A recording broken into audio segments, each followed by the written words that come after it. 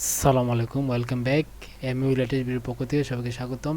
So আজকে আপনাদের সামনে যে 2022-23-এর অর্থ বছর অনুসারে যে বাজেট অনুসারে যে দলিল লেখার নিয়ম চেঞ্জ হয়ে গেছে।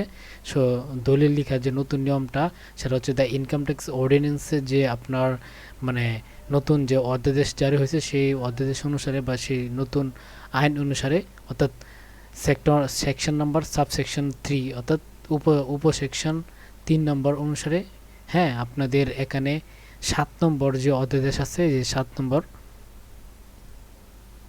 এখানে মূলত দলিল লেখার নিয়ম সম্পূর্ণভাবে চেঞ্জ করা হয়েছে। হ্যাঁ, সো এই বিষয়টা এখানে আমি আপনাদেরকে পুরোপুরি ক্লিয়ার করব। তো এখানে আপনাদের স্টেপ বাই স্টেপ আমি প্রত্যেকটা ওয়ার্ড বাই ওয়ার্ড আমি আপনাদেরকে ডিটেলস এখানে আলোচনা করব। তো তার আগে আমি আপনাদেরকে যে বিষয়টা আপনাদেরকে মনে করে দিব বা মনে করে দেওয়া আপনাদের প্রয়োজন, সেটা হচ্ছে কি, দেখেন যে এখানে মূলত আমাদের যে আয়কর অধ্যাদেশ, হ্যাঁ, বা ইনকাম ট্যাক্স অর্ডিন্যান্স 184A অনুসারে যে বলা হয়েছে কি, এখানে কিন্তু আপনি যদি আপনি দলিল আপনি যদি একটা নতুন দলিল ক্রয় করতে চান বা আপনি একটা নতুন দলিল করতে গেলে আপনাকে অবশ্যই আপনাকে রিটার্ন অথবা আপনার ম্যানুয়াল যে রিটার্ন আছে সেই রিটার্ন লাইক দিস, হ্যাঁ, সো এরকম, হ্যাঁ, সো এরকম টাইপের আপনাকে একটা রিটার্ন পেপার আপনাকে অবশ্যই জমা দিতে হবে। জমা দিয়ে তারপর আপনাকে এখানে আপনার যে দলিলের কাজ আছে সম্পূর্ণ কাজ সম্পূর্ণ করতে হবে। সেকেন্ড কথা হচ্ছে আপনাদের ভিতরে যারা আপনারা মানে যে প্রবাসী আছেন তাদের জন্য কি করা যাবে।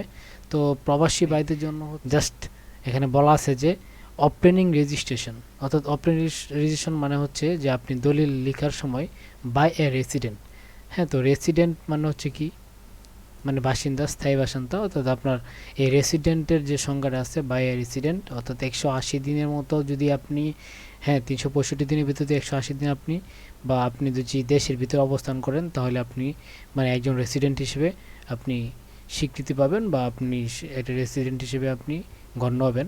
ঠিক তখন আপনি চাইলেই যে আপনি এখানে আপনার দলিল বা লেখার কাজটি সম্পন্ন করতে পারবেন। তাছাড়া আপনাকে এখানে আরও কিছু রুলস অ্যান্ড রেগুলেশন আছে, সেগুলো আপনাকে মানতে হবে। সো ওপেনিং রেজিস্ট্রেশন, অর্থাৎ একটা রেজিস্ট্রেশন কাজের ক্ষেত্রে বাই এ রেসিডেন্ট, একজন রেসিডেন্ট হিসেবে of the date of the deed of transfer, অর্থাৎ দলিল, ডেট মানে হচ্ছে কি দলিল, তো দলিলকে আপনি ট্রান্সফার করার ক্ষেত্রে বা স্থানান্তর করার ক্ষেত্রে আপনাকে কি লাগবে, রিটার্ন সাবমিট করতে হবে। তা হচ্ছে বায়নানামা। তো বায়নানামার জন্য আপনাকে কি করতে হবে, আপনাকে রিটার্ন সাবমিট করতে হবে। অর পাওয়ার অফ অ্যাটর্নি, ঠিক আছে, পাওয়ার অফ অ্যাটর্নির জন্য আপনাকে কি করতে হবে, পাওয়ার অফ অ্যাটর্নিও কিন্তু আপনার ঠিক সেমভাবে আপনার এখানেও কি করতে হবে, আপনাকে এই 184-এর রুলসটা মানতে হবে। অফ এ ল্যান্ড, অর্থাৎ আপনি যদি একটা ল্যান্ডের বা একটা জমির বা একটা ভূমির যদি পাওয়ার অফ অ্যাটর্নি হতে চান তখনই কিন্তু আপনার এই রিটার্ন পেপারটা সাবমিট করতে হবে। হ্যাঁ, so building or an apartment situated within a city corporation or a পৌরসভা অফ এ ডিস্ট্রিক্ট হেডকোয়ার্টার, ঠিক আছে। সো এখান থেকে একটা জিনিস আমরা বুঝতে পারলাম যে এই রুলসটা শুধুমাত্র কি, হ্যাঁ, আপনার বিভিন্ন ধরনের বিল্ডিং বা অ্যাপার্টমেন্ট তৈরি করতে কিন্তু এটা লাগবে, কিন্তু এইগুলো মূলত হচ্ছে কি উইথিন এ সিটি কর্পোরেশন, অর্থাৎ সিটি কর্পোরেশন, হ্যাঁ, সিটি কর্পোরেশনের ভিতরে, সিটি কর্পোরেশনের ভিতরে অর এ পৌরসভা, অর্থাৎ পৌরসভার ভিতরে, অর এ ডিস্ট্রিক্ট হেডকোয়ার্টার অথবা ডিস্ট্রিক্ট বা জেলার হেডকোয়ার্টারের উপর, এখানে কিন্তু তার বিকে দিয়ে আর ক্যান্টনমেন্ট বোর্ড, অর্থাৎ ক্যান্টনমেন্ট বোর্ড, ডিস্ট্রিক্ট হেডকোয়ার্টারের ভিতরে ক্যান্টনমেন্ট বোর্ডও আছে। সো এইগুলা জাস্ট এই এরিয়াগুলোতে কিন্তু আপনার এই রুলসটা মেনে চলতে হবে। Where the deed value exceeds on 1 lakh টাকা, যখনই এক্সিড মানে হচ্ছে কি অতিক্রম করবে, যখনই আপনার 1 লাখ টাকাকে অতিক্রম করবে দলিলের মূল্য, ঠিক তখনই কিন্তু আপনাকে কি করতে হবে, এই যে 184 এর যে দ্য ইনকাম ট্যাক্স অর্ডিন্যান্সের যে রুলসটা আছে সেই রুলস অনুযায়ী আপনাকে রিটার্ন পেপার সাবমিট করতে হবে। সো এখন সম্মানিত ভিউয়ার্স, আপনারা হয়তো চিন্তিত আছেন বা আপনারা ভাবতেছেন যে আসলে রেসিডেন্টের এখনও কারেক্ট কোনো সংজ্ঞা আমি পাই নাই। সো আমি কি রেসিডেন্টের আন্ডারে আছি বা আমি কি রেসিডেন্টের ভিতরে পড়ে কি পড়ে না, সেই বিষয়টা নিয়ে আপনাদের একটা কোশ্চেন হতে পারে। সো এই জিনিসটা আপনাকে ক্লিয়ার করার জন্য আপনাকে একটা কাজ করতে হবে, সেটা হচ্ছে কি আপনি আপনার মানে এই যে কোনো একটা ব্রাউজারে চলে যাবেন। ব্রাউজারে যে হচ্ছে দ্য ইনকাম ট্যাক্স অর্ডিন্যান্সের আপনার ল অফ বাংলাদেশ, ঠিক আছে, এখানে ক্লিক করবেন। ক্লিক করার পর দেখবেন যে আপনার রেসিডেন্টের একটা ডিটেলস এখানে বর্ণনা পেয়ে যাবেন। ফাঁকে একটা কথা বলে রাখি, সেটা হচ্ছে কি, আপনারা যখন এই উইল বা এই ডিডস তৈরি করতে যান তখন কিন্তু আপনাদেরকে অনেক ধরনের হয়রানির শিকার হতে হয়। কারণ আপনার দেখেছে যারা দলিল লেখার কাজ করে তারা প্রায় এইসব বিষয়ে একটা এক্সপিরিয়েন্স থাকে না। কারণ তারা মূলত এই আইন বিষয়ে পড়ালেখা করে না, জাস্ট শুধুমাত্র তাদের যে মানে জীবিকা নির্বাহের জন্য যে এই কাজটা করে থাকে। সো তাদের ক্ষেত্রে কিন্তু তারা কিন্তু আপনাকে অনেক হয়রানির শিকার করতে পারে বা আপনাকে অনেক হয়রানি করতে পারে। তখন কিন্তু আপনি এই যে আয়কর বা ইনকাম ট্যাক্স অর্ডিন্যান্সের যে রুলসটা আছে সেই রুলসটা আপনি তাদেরকে উল্লেখ করে দিবেন। অথবা এই কাজটা মূলত হচ্ছে আপনার যে এই যে রুলস আছে এই রুলসটা মূলত বাংলা সহ, ঠিক আছে, আমাদের মানে আয়কর বিভাগের উচিত বা আমাদের ইনকাম ট্যাক্স অর্ডিন্যান্সের যে মানে বোর্ড কর্তৃক উচিত তাদের সবারই যে এই বিষয়গুলা খুব ভালোভাবে বাংলা সহ বুঝিয়ে দেওয়ার জন্য। সো এই হয়রানির শিকার না হয়ে আপনি তাদেরকে বুঝিয়ে দেওয়ার চেষ্টা করবেন, তখন কিন্তু আপনার আর এটা নিয়ে কোনো হয়রানির শিকার হতে হবে না।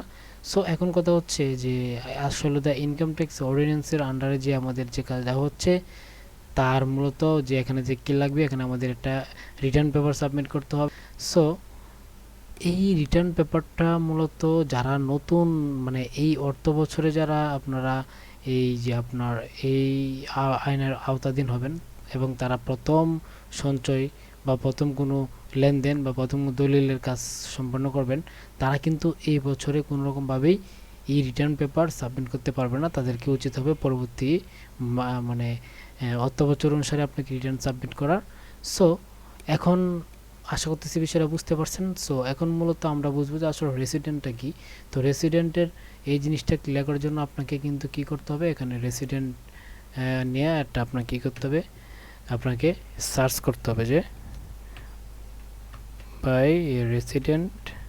তো দেখেন আপনাদের যে রেসিডেন্ট রিলেটেড যত ধরনের কোয়েশ্চেন আছে এখান থেকে কিন্তু আপনি এ টু জেড পেয়ে যাবেন। এখানে দেখেন এখানে নন রেসিডেন্টের মানে সংজ্ঞা, তারপর নন রেসিডেন্সিয়ালের সংজ্ঞা আছে, অর্ডিনারি রেসিডেন্ট আছে, লোকাল রেসিডেন্ট আছে, আইরিস রেসিডেন্ট আছে, পার্মানেন্ট রেসিডেন্ট আছে, এলিজিবল রেসিডেন্ট আছে, নন রেসিডে নন রেসিডেন্সিয়াল প্রপার্টির এখানে, অর্থাৎ এখানে অনেকগুলা টাইপের রেসিডেন্টের আপনি এখানে সংজ্ঞা পেয়ে যাবেন। সো ইনকাম ট্যাক্স অর্ডিন্যান্সের রুলসে চলে যাব। তারপর হচ্ছে দেখেন যে বায়নামা or power of attorney of a land, অর্থাৎ বায়নামা পাওয়ার অফ অ্যাটর্নি, ঠিক আছে, অফ এ ল্যান্ড, কোনো জমির যদি আপনি অধিকার হতে চান বা অধিকারী হতে চান তাহলে তখন কিন্তু আপনাকে এই রিটার্ন পেপারটা অবশ্যই সাবমিট করতে হবে। সো এই আজকের ভিডিওর ভিতরে আমরা কিন্তু মূলত শিখতে পারলাম যে কীভাবে আমরা ই রিটার্ন সাবমিট মানে ই রিটার্নের যে কেন আমরা ই রিটার্ন আমাদের নতুন দলিলপত্র ক্রয় করার ক্ষেত্রে কেন ই রিটার্ন ইউজ করতে হবে। হ্যাঁ, সো এই ছিল আজকে আপনাদের জন্য ভিডিও। সো আশা করতেছি আপনারা ভিডিওটা বুঝতে বা আশা করতেছি আপনারা ভিডিওটা সম্পূর্ণ বুঝতে পেরেছেন। সো এবং আপনাদের যে নতুন দলিল ক্রয় করা এবং লেখার ক্ষেত্রে কিন্তু আপনাদের এই বিষয়গুলো অবশ্যই মাথায় রাখতে হবে, তাহলে আর কোনো ধরনের ভুল হবে না। সো এটা খুবই, আমি বারবার বলতেছি আপনাদেরকে যে ইনকাম ট্যাক্সের যে মানে যে হিসাবটা আছে এটা খুবই হচ্ছে আপনার যে সেন্সিটিভ। সো এটা নিয়ে কোনো রকম হেলামি করা যাবে না। সো গাইজ আজকে পর্যন্তই। সম্মানিত ভিউয়ার্স, বড়দেরকে আমার সালাম, ছোটদেরকে আমার স্নেহ। তো যদি ভালো লাগে অবশ্যই চ্যানেল সাবস্ক্রাইব করে দেবেন, নোটিফিকেশন বেল আইকনে প্রেস করে দিবেন যেন পরবর্তী ভিডিওগুলো সবার আগে পেয়ে যান। আসসালামু আলাইকুম রহমতুল্লাহি ওয়া বারাকাতুহু।